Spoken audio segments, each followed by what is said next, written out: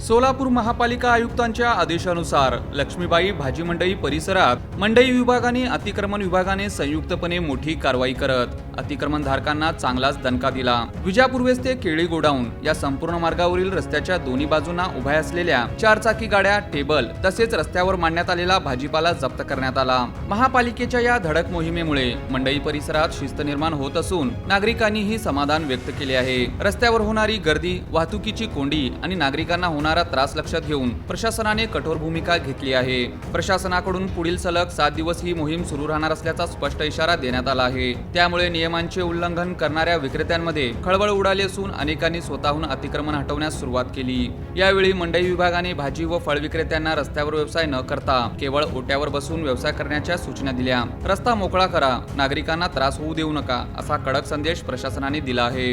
या कारवाईत मंडई अधीक्षक मल्लीनाथ तोडकर, अतिक्रमण विभागाचे प्रमुख जगन्नाथ बनसोडे, कुंभार, कट्टीमणी, तळभंडारे यांच्यासह मंडई विभाग व अतिक्रमण विभागाच्या कर्मचाऱ्यांनी सहभाग घेत संयुक्त मोहीम यशस्वी केली।